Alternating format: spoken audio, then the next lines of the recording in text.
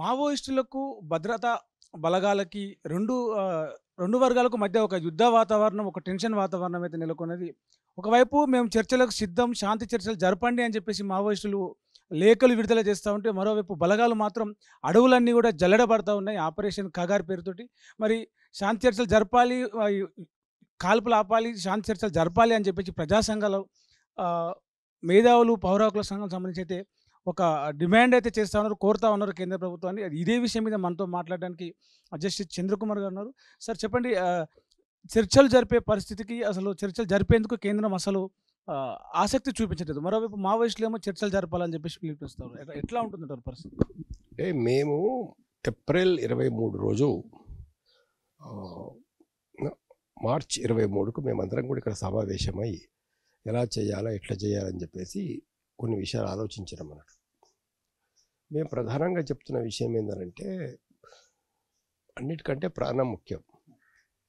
ప్రాణం పోతే మళ్ళీ రాదు.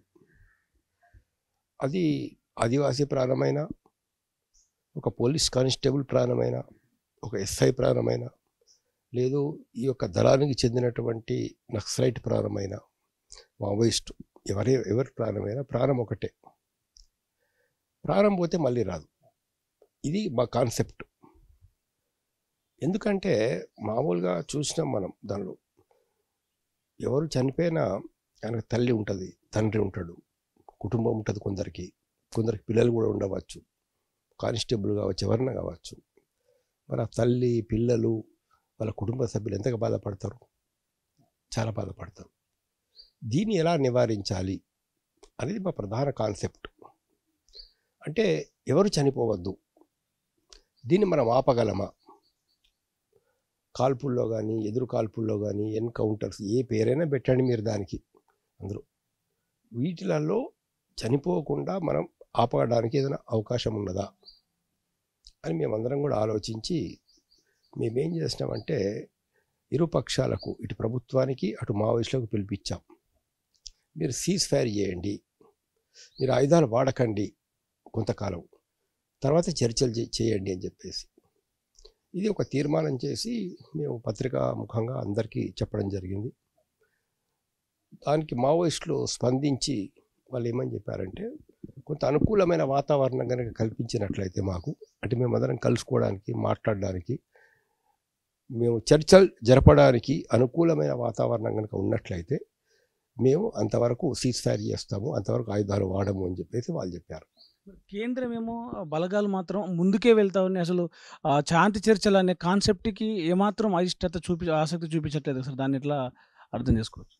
అదే దీని తర్వాత ఏదైతే ఉందో, మేము ప్రధానమంత్రికి, హోంశాఖ మంత్రి అమిత్ షా గారికి, కిషన్ రెడ్డి గారికి, బండి సంజయ్ గారికి, ప్రతి ఒక్కరికి కూడా మేము పిటిషన్స్ పంపించాం, అందులో మెమోరాండం పంపించాం. ఇక్కడ మన ముఖ్యమంత్రి రేవంత్ రెడ్డి గారికి, దాదాపు అందరు ముఖ్యమంత్రులకు, అన్ని పార్టీల అధ్యక్షులకు కూడా మేము మెసేజెస్ ఇది పంపించడం జరిగింది అన్నట్టు. సరే, కొంతమంది స్పందించారు. అయితే కేంద్రం నుంచి మాకు ఇంతవరకు స్పందన రాలే. కేంద్రం నుంచి స్పందన రాలేదు. మళ్ళీ ఒకవైపు ఏదో కగార్ ఆపరేషన్ కొనసాగుతున్నది. బలగాలు అన్నీ కర్రగుట్ట చుట్టుముట్టి పైకి వెళ్ళడానికి వాళ్ళు ప్రయత్నం చేస్తున్నారు. హెలికాప్టర్ ద్వారా కూడా బాంబులు జరుగుతున్నాయని చెప్పేసి తెలుస్తూ ఉంది. ఈ ప్రయత్నం అనేది సరైంది కాదా అని అంటే, మరి వాళ్ళు అక్కడ సమావేశమై ఉండవచ్చు, కొంతమంది అక్కడ ఉండి ఉండవచ్చు, కానీ వాళ్ళైతే ఫైర్ చేయడం లేదు కదా. వాళ్ళు అక్కడ శాంతియుతంగానే సమావేశమైనారు కదా. మరి చర్చలకు మేము సిద్ధమని చెప్పినారు కదా. మరి చర్చలకు సిద్ధమని చెప్పి ఆయుధాలు వాడనటువంటి వారి మీదికి మనం బలగాలం పంపవచ్చా, ఎన్సర్కల్ చేయవచ్చా వాళ్ళని అంటే, కేంద్ర ప్రభుత్వం చేస్తుంది తప్పే అని చెప్పేసి ఖచ్చితంగా మనం చెప్పచ్చు. కేంద్రం కానీ బలగాలు ఏదైనా వాళ్ళు అక్కడ సమావేశమైనారు, ఏం చర్చిస్తారో చూడాలా, మనం ఏం అవుట్కమ్ వస్తుందో చూడాలా. అంటే ఈ కేంద్ర ప్రభుత్వం సంబంధించి ఏదైతే వాళ్ళు చర్చలకు సిద్ధమని చెప్పినప్పటికీ, ఆయుధాలు వదిలి వస్తామని చెప్పినప్పటికీ, వాళ్ళ వైపు నుంచి కాల్పులు జరపనప్పటికీ బలగాలు అయితే కాల్పులు జరుపుతూనే ఉన్నాయి. ఇప్పుడు కోర్టులు కానీ ఏమైనా దీంట్లో జోక్యం చేసుకొని సూచించే అవకాశాలు ఏమైనా ఉంటాయా సార్? ఉంటాయి. అంటే ఆర్టికల్ 21 అనేది మన రాజ్యాంగం అనేది రైట్ టు లైఫ్, అంటే జీవించే హక్కు ఉంది. జీవించే హక్కు ప్రతి ఒక్కరికి కూడా ఉంది, ప్రతి ఒక్కరికి జీవించే హక్కు ఉంది. కాబట్టి వాళ్ళు గతంలో నేరస్తులైనప్పటికీ అందులో లొంగిపోయిన తర్వాత లొంగిపోయిన వాళ్ళని అరెస్ట్ చేయాలి. అందులో లేదు అక్కడ వాళ్ళు సైలెన్స్గా ఇంట్లో ఉన్నప్పుడు మనం వాళ్ళ మీద దాడి చేసి వాళ్ళని పట్టుకోవడానికి ప్రయత్నం చేయడం వేరే విషయం. దూరం నుంచి కాల్పులు జరిపి ఎన్సర్కల్ చేసి కాల్పులు జరిపి చంపడం వేరే. ఇలాంటివి ఎన్కౌంటర్ హత్యల కిందకు వస్తాయని గతంలో సుప్రీంకోర్టు కూడా చెప్పడం జరిగింది, హైకోర్టు కూడా చెప్పడం జరిగింది. వాటిని కూడా 302 కేసు కింద కూడా బుక్ చేయాలని చెప్పేసి కూడా చెప్పడం జరిగింది ఆజాద్ ఎన్కౌంటర్ సందర్భంగా, మిగతా ఎన్కౌంటర్ సందర్భంగా. అందుకని ఇది మట్టుకు లీగల్ కాదు, ఇది ఎన్సర్కల్ చేసి కాల్పులు జరపడం అనేటటువంటిది లీగల్ కాదు. చట్టానికి వ్యతిరేకంగా కోర్టులు ఏదైతే చెప్తున్నాయో రాజ్యాంగం ఈ చట్టం ఏదైతే చెప్తుందో దానికి వ్యతిరేకంగా కేంద్ర ప్రభుత్వం వెళ్తుంది. మరి మరోవైపు వాళ్ళు చర్చలకు సిద్ధం అంటున్నారు కదా నక్సలైట్లు. ఏం డిమాండ్ చర్చకు పెట్టే అవకాశం ఉండొచ్చు? వాళ్ళు ఏం డిమాండ్ చర్చలకు పెడతారో మనం ఇప్పుడే చెప్పడానికి ఎట్లా ఉంది. కానీ ఇప్పుడు ప్రభుత్వ వైఖరి లేదా ఛత్తీస్గఢ్ యొక్క ఉప ముఖ్యమంత్రి యొక్క వాళ్ళు ఏమన్నారంటే మీరు ఆయుధాలు సరెండర్, మీరు అందరూ కూడా ఏతుందో సరెండర్ కండ్రి, మొత్తం ఆయుధాలు వదిలిపెట్టండి అనేటటువంటిది వాళ్ళ ఇది ఉందన్నట్టు. సరే మీరు సరెండర్ కండ్రి, ఆయుధాలు వదిలిపెట్టండి, ఆ విషయం కూడా మేము చర్చిస్తాము అని వాళ్ళు అంటున్నారు. ఆ విషయం కూడా చర్చిస్తాము అని అంటున్నారు. మరి గతంలో చర్చల సందర్భంగా వాళ్ళు ప్రజల సమస్యల్ని, ప్రజల ఇష్యూస్ని కూడా వాళ్ళు ముందుకు తీసుకొని రావడం జరిగింది. ఇప్పుడు ఛత్తీస్గఢ్ ఏరియా లోపల ఆదివాసీలు ఉన్నారు. మరి ఏజెన్సీ ప్రాంతాలకు కొన్ని ప్రత్యేకమైన హక్కులు ఉన్నాయి. అక్కడ ఏజెన్సీ వాళ్ళ భూములు వేరే వాళ్ళు కొనడానికి వీల్లేదు. అక్కడ ఉండేటువంటి మైన్స్ కానీ మిగతాయి కానీ ఏజెన్సీ ఇవన్నీ కూడా ఆదివాసీలకే ఇవ్వాలి. ఇప్పుడు ఏదైనా మైనింగ్ ఆపరేషన్ కానీ ఏదన్నా కానీ ఇప్పుడు మనం మామూలుగా ఎలాంటి పరిశ్రమలు వచ్చేది ఉన్నా లేదా ఎలాంటి అభివృద్ధికర కార్యక్రమాలు జరిగేది ఉన్నా కూడా అవన్నీ ఆదివాసీల ఏజెన్సీల ద్వారానే జరపడానికి అవకాశం ఉందన్నట్టు చట్ట ప్రకారంగా. అది మనకు 5th షెడ్యూల్ రాజ్యాంగం అనేది చాలా స్పష్టంగా చెప్పడం అనేది జరిగిందన్నట్టు. అక్కడ ఒక కౌన్సిల్ ఏర్పాటు చేసి జిల్లా కౌన్సిల్ వాళ్ళ ద్వారా, అంటే ఆదివాసీల యొక్క జిల్లా కౌన్సిల్ ద్వారా పరిపాలన జరపాలనేది రాజ్యాంగం మనకు చెప్తున్నటువంటి విషయం అన్నట్టు. బహుశా అలాంటి విషయాలు వాళ్ళు ప్రస్తావించవచ్చు, అందులో అలాంటి విషయాలు ప్రస్తావనకు రావచ్చు. లేదా మేము సరెండర్ అయిన తర్వాత మరి కేసుల గురించి మిగతా వాటి గురించి కూడా చర్చలకు రావచ్చు. ఏ కేసులు విత్డ్రా చేయడానికి అవకాశం ఉన్నది, ఎట్లా విత్డ్రా చేయాలా, లేదా సరెండర్ అయిన తర్వాత వాళ్ళకు పరిస్థితులు ఏంటి, మరి ఏ విషయాలు చర్చలకు వస్తాయో ఇప్పుడే మనం చెప్పలేము. అది ఒకసారి చర్చలకు కూర్చుంటే కదా ఆ విషయం తేలేది. ఇప్పుడు ప్రభుత్వం చేసే డిమాండ్లు ఏంటి, ప్రభుత్వం ఏం కోరుతున్నది, కేంద్ర ప్రభుత్వం ఏం కోరుతున్నది, లేక నక్సలైట్స్ ఏం కోరుతున్నారు అనేది ఇరుపక్షాలు మేమేమంటున్నాము అవి ఇప్పుడు మేము చెప్పడం కాదు. యాక్చువల్గా అది ఏంటంటే వాళ్ళు ఇరుపక్షాల వాళ్ళు కూర్చొని చర్చించడానికి సిద్ధము అని చెప్పేసి ప్రభుత్వం చెప్తే ప్రభుత్వం మేము పెట్టే కండిషన్స్ ఇవి అని ప్రభుత్వం పెట్టచ్చు, మేము పెట్టే కండిషన్స్ ఇవి అని చెప్పేసి వాళ్ళు నక్సలైట్స్ మావోయిస్టులు చెప్పచ్చు. అప్పుడు కూర్చొని చర్చిస్తాం. ఏది చట్టబద్ధంగా వీలవుతుంది, ఏది చట్టబద్ధంగా వీలు కాదు, ఏది రాజ్యాంగం ప్రకారం మనం ఇవ్వడానికి అవకాశం ఉన్నది, ఏది రాజ్యాంగం ప్రకారం ఇవ్వడానికి అవకాశం లేదు, లేదా మరి టోటల్ ప్రజాజీవన స్రవంతిలోకి వస్తానంటే మనం ఏం చేయవచ్చు, ఆ రివార్డ్ అమౌంట్ ఎవరికి ఇవ్వాలా, ఎట్లా ఇవ్వాలా, అవన్నీ విషయాలు కూడా చర్చలు ఉండవచ్చు. సరే, ఇప్పుడు మీరు ఏదైతే చెప్పారో ఆదివాసీలు రాజ్యాంగం 5th షెడ్యూల్ అని చెప్పేసి, మామూలుగా ఆదివాసీలు ఈ అటవీ ప్రాంతంలో ఉండే వాళ్ళ దగ్గరికి పోలీసులు యూనిఫామ్లలో వెళ్ళొద్దు, ఆయుధాలతో వెళ్ళొద్దు అని చెప్పేసి ఒక చట్టం ఏదో ఉంటుంది అనుకుంటా, అవునా సార్? ఏది కాదు, అక్కడ ఏంటంటే మనకు 5th షెడ్యూల్ ప్రకారంగా లోకల్ గవర్నమెంట్స్ ఉంటాయి అక్కడ. అంటే మిగతా కేంద్ర ప్రభుత్వం కానీ రాష్ట్ర ప్రభుత్వం కానీ చేసిన చట్టాలు ఆటోమేటిక్గా అక్కడ అమల్లోకి రావు.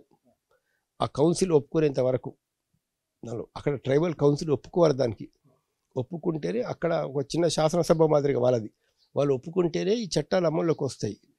కాబట్టి వాళ్ళు ఏదైనా కౌన్సిల్ పర్మిషన్ తీసుకోకుండా వీళ్ళు ఈ మిలిటరీని కానీ దీన్ని కానీ పంపించడానికి కూడా వీల్లేదు రాజ్యాంగం ప్రకారంగా.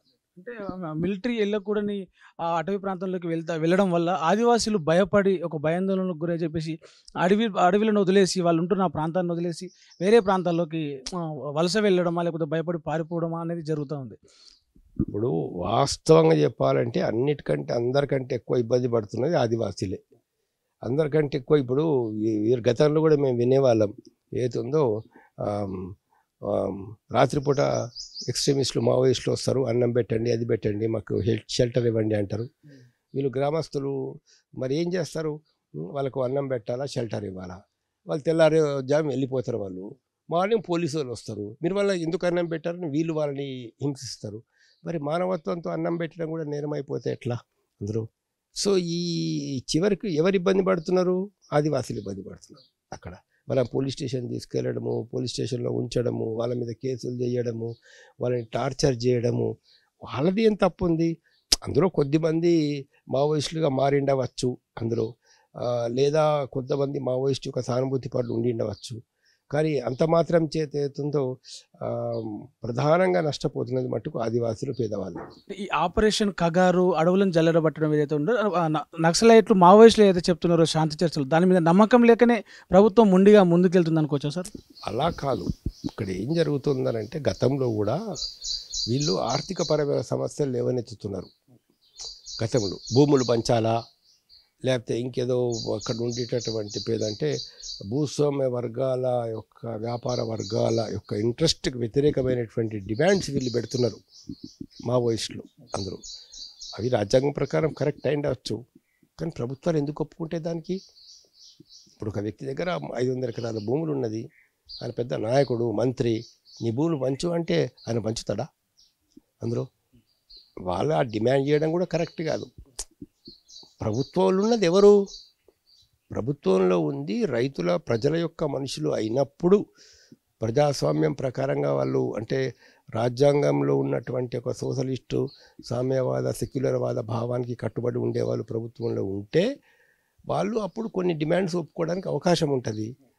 మరి వాళ్ళు అలాంటి వాళ్ళు కానప్పుడు అసలు ఇప్పుడు మనం ఒక 30-40 ఇంజనీరింగ్ కాలేజీలు ఉన్నటువంటి నడుపుతున్న వ్యక్తి దగ్గరికి వెళ్ళి మీ యొక్క విద్య, ఉచిత విద్య ఇవ్వాలా, మీ యొక్క ఇన్స్టిట్యూషన్స్ అన్ని జాతీయం చేయాలంటే ఆయన ఒప్పుకుంటాడా? లేదా ఎన్నో ఇప్పుడు కార్పొరేట్ హాస్పిటల్స్ నడుపుతున్నారు, వాళ్ళ దగ్గరికి వెళ్ళి ఉచిత వైద్యం ఇవ్వాలండి, ఇవన్నీ కూడా ప్రభుత్వం స్వాధీనం చేసుకొని ఫ్రీగా ట్రీట్మెంట్ ఇవ్వాలి అని అంటే వాళ్ళు ఒప్పుకుంటారా? వాళ్ళ ఆర్థిక ప్రయోజనాలు వాళ్ళకు ఉంటాయి. కాబట్టి మేము మావోయిస్టులతో కూడా కోరుతున్నటువంటి విషయం ఏంటంటే, ఆర్థికపరమైనటువంటి డిమాండ్లు మీరు దాని మీద ఇన్సిస్ట్ చేస్తే చర్చలు ఫలప్రదం కాకపోవచ్చు. అందులో మీ భావజాలానికి అంతో ఇంతో అనుకూలమైనటువంటి వాళ్ళు అధికారంలోకి వచ్చినప్పుడు, అంటే డెమోక్రటిక్ ఫోర్సెస్ సెంట్రల్లో, స్టేట్లో గవర్నమెంట్లోకి వచ్చినప్పుడు, ఒక సోషలిస్ట్ భావజాలం ఉన్న వాళ్ళ యొక్క ప్రభుత్వాలు భవిష్యత్తులో ఏర్పడ్డప్పుడు వాళ్ళని మీరు డిమాండ్ చేయొచ్చు. వాళ్ళు ఆటోమేటిక్గా చేస్తారు, ఇంప్లిమెంటేషన్ చేస్తారు. ఇక్కడ ఈ ఆర్థికపరమైనటువంటి డిమాండ్లు వీళ్ళు తీసుకురావడం వల్ల చర్చలు ఫెయిల్ అయ్యే అవకాశం ఉన్నది. ఆర్థికపరమైన డిమాండ్లు వీళ్ళు తీసుకురాకూడదని నా వ్యక్తిగతమైన అభిప్రాయం. ఆర్థికపరమైన డిమాండ్లకు కొంత వ్యతిరేకత వచ్చే అవకాశం ఉంది, ఓకే సార్. విధానపరంగా ఏమైనా డిమాండ్లు పెట్టి అటు క్రమక్రమంగా సమాజంలో చట్టాలు కావచ్చు ఏదైనా తెచ్చి మార్పు చేసి దాంట్లో ఆ డిమాండ్లకు ఆస్కారం ఉంటుందా? అండ్ ఐ మీన్ అమలు చేయడానికి అసలు ఏ డిమాండ్లు కూడా మనము ఇప్పుడు ఇక్కడ ఉన్నటువంటి ఒక ప్రభుత్వాలని ఆ డిమాండ్లు పెట్టి అవి అమలు చేయమని చెప్పేసి అడగడము నా దృష్టి లోపల మూర్ఖత్వం. నా దృష్టిలో ఎందుకు అంటే ఇప్పుడు మనం చూస్తున్నాం కదా, విద్య ప్రైవేట్ అయిపోతున్నది, విద్య అమ్మే వస్తువు అయిపోయింది, ప్రైవేట్ యూనివర్సిటీలు వస్తున్నాయి, ప్రైవేటు పెద్ద పెద్ద కార్పొరేట్ కాలేజీలు, హాస్పిటల్స్ వచ్చేసినాయి. ఇవాళ టోటల్ వ్యాపారం అంతా కార్పొరేట్ల చేతిలోకి వెళ్ళిపోతున్నది. ఈవెన్ అగ్రికల్చర్ను కూడా కార్పొరేటీకరణ చేయాలని చెప్పేసి వాళ్ళు చూస్తున్నారు. అది వాళ్ళు ఆ డైరెక్షన్లో వాళ్ళ చేతిలో అధికారం ఉంది, వాళ్ళు పవర్లో ఉన్నారు. మరి వాళ్ళని నువ్వు ఏతుందో నీ ఆర్థికపరమైన ఇంట్రెస్ట్లకు అగ్నెస్ట్గా చెయ్యమనంటే ఎందుకు చేస్తాడు చెప్పండి. ఇప్పుడు ఒక పెద్ద రాజకీయ నాయకుడు, ఒక పెద్ద కాంట్రాక్టరు ఓ 50,000 కోట్లు 60,000 కోట్ల కాంట్రాక్ట్ ఇచ్చి దానిలో ఒక 10%, 15% కమిషన్ తీసుకొని 20,000 కోట్లు 10,000 కోట్లు లంచాలు తీసుకొని, అందరికీ తెలిసిన విషయం. అలా చెయ్యొద్దు అని మనం చెప్తే వింటాడా? వాళ్ళ ఇంట్రెస్ట్. సో మావోయిస్టులు ఏదైతే డిమాండ్లు పెట్టే అవకాశం ఉందో న్యాయమైనవే కానీ అమలు చేయడానికి సాధ్యం కానివంటారు. ఆర్థికపరమైన డిమాండ్లకు ఆర్థికంగా అధికారంలో ఉండి లాభాలు సంపాదించుకోవాలనేటువంటి ఒక దానికి వాళ్ళ లక్ష్యమే లాభాలు సంపాదించుకోవడమే వాళ్ళ లక్ష్యమైనప్పుడు మనం ఆ డిమాండ్ పెడితే వాళ్ళు ఎట్లా ఒప్పుకుంటారు? ఇప్పుడు ఒక పెద్ద మైనింగ్ ఆపరేషన్ చేసి నాకు 20,000 కోట్లు వస్తాయి సంవత్సరంలో అని ఒక అంచనా అనుకోండి. అందులో అది నా లెక్క. నాకు 2-3 సంవత్సరాలు చేస్తే 1,00,000 కోట్లు నాకు ఆదాయం వస్తుంది లెక్క. అందులో అందరికీ షేర్స్ ఉంటాయి. అది నువ్వు చెయ్యొద్దు అని చెప్తే అందులో ఆయన ఎలా ఒప్పుకుంటాడు? ఇప్పుడు అధికారంలో నువ్వు ఉంటే, అంటే అధికారంలో నీ మనుషులు ఉంటే, అధికారంలో ప్రజలకు సంబంధించినటువంటి వ్యక్తులు ఉంటే వాళ్ళ అది వేరే. ఇక్కడ టోటల్ హోల్ కాన్సెప్ట్ తప్పు. అంటే ఇప్పుడు మీరు ఒక శాంతి చర్చల కమిటీ అని చెప్పేసి ఒక కమిటీని వేసినారు కదా సార్. అంటే ఇరువైపులా శాంతి చర్చలు ఇరువైపులకు దాన్ని ఏమంటారు మధ్యవర్తితో నడిపించడానికి, లేకపోతే ఇరువైపులను ఒప్పించడానికి కొన్ని సూచనలు సలహాలు చేయడానికి ఆ వైపుగా మీరు ఏమైనా ప్రయత్నాలు చేసినట్టు మా వాళ్ళతో కానీ ఇటు ప్రభుత్వాలతో కానీ ఏమైనా మాట్లాడారా? ఒకటండి, మేము శాంతి చర్చల కమిటీకి మాకు ఏ రాజకీయాలతో సంబంధం లేదు. మేము ఏ రాజకీయ పార్టీకి చెందిన వాళ్ళం కాదు. మాకు అన్ని పార్టీలు ఒకటే. దానిలో ఇబ్బంది ఏం లేదు. మేము కేవలం ఒక మానవతా దృక్పథం చేత మనుషుల ప్రాణాలు కాపాడాలనేటువంటి ఉద్దేశం చేత ఈ కమిటీని మేము ఏర్పాటు చేసినాం. దీనిలో మా యొక్క ఫైనల్ లక్ష్యం ఏంటంటే, మేము కోరుకునేది ఏంటంటే, ఇరుపక్షాలకు కూడా మా యొక్క విజ్ఞప్తి ఏంటంటే, మీరిద్దరు అనుసరిస్తున్న పద్ధతులు కరెక్ట్ కాదు. మీరిద్దరూ అనుసరిస్తున్న పద్ధతులు తప్పు కాదు. మేము మావోయిస్టులతో కూడా మేము ఆ విషయం చాలా స్పష్టంగా చెప్పదలుచుకున్నాం.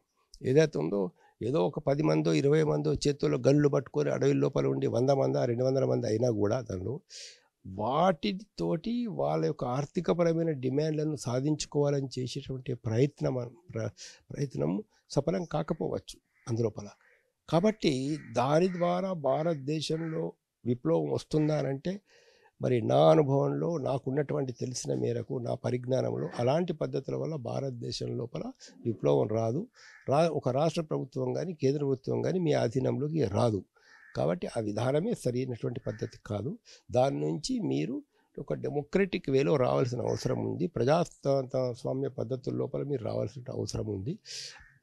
తద్వారా ప్రజాతంత్ర మూమెంట్ను, అంటే మాస్ మూమెంట్ను, పబ్లిక్ మూమెంట్ను, పబ్లిక్ని ఎన్లైట్మెంట్ చేయడం, ప్రజలకు వాళ్ళ హక్కుల గురించి మనం తెలియజేయడం, ప్రజలందరినీ సమీకరించడం, అలా ప్రజలకు రాజకీయ చైతన్యం అనేది కలిగినప్పుడు, పరిపాలన చేస్తున్న వాళ్ళు ఎవరో అనేటువంటి విషయం ప్రజలకు అర్థమైనప్పుడు, పరిపాలన చేస్తున్న వాళ్ళు ఏ వర్గ ప్రయోజనాల కోసం పనిచేస్తున్నారు అనేటువంటి విషయం ప్రజలకు పూర్తిగా సంపూర్ణంగా అర్థమైనప్పుడు, మరి కార్మికుల యొక్క రైతుల యొక్క ప్రయోజనాలను కాపాడే వాళ్ళు ఎవరు అనేటటువంటిది ప్రజలకు తెలిసినప్పుడు ఒక మార్పు అనేది సాధ్యమవుతుంది. అందులో మార్పు రావాలంటే మరి అలాంటప్పుడు మేము మా యొక్క పరిమితమైనటువంటి మా లక్ష్యం ఏంటంటే, ప్రస్తుతానికి ఇరువురు కూడా అంటే ఆయుధాలు వాడద్దు, చర్చించుకోండి. మేము చర్చల్లో మీకు ఇద్దరికి సహకారం చేయడానికి మేము సిద్ధంగా ఉన్నాము. అందులోపల చర్చలు న్యాయబద్ధంగా చెయ్యండి. అందులో ఒక మంచి అంగీకారాన్ని కనుక వారి ఇరువులు రాగలిగితే అందులో అది ప్రజాస్వామ్యానికి ఎంతో మంచిది, దేశానికి ఎంతో మంచిది. దానిపల ఎవరైనా భారత పౌరులే కదా, ఎవరైనా నా సోదరులే, ఎవరైనా మన మన మన మన ఇంటి వాళ్ళే. వాళ్ళు కానీ వీళ్ళు కానీ, ఇటు పోలీస్ అయినా అటు వాళ్ళైనా ఆర్మ్డ్ ఫోర్సెస్ వాళ్ళైనా, నక్సలైట్స్ అయినా, ఆదివాసీలైనా అందరూ మన బిడ్డలే కదా. అందరూ మన బిడ్డలు కదా.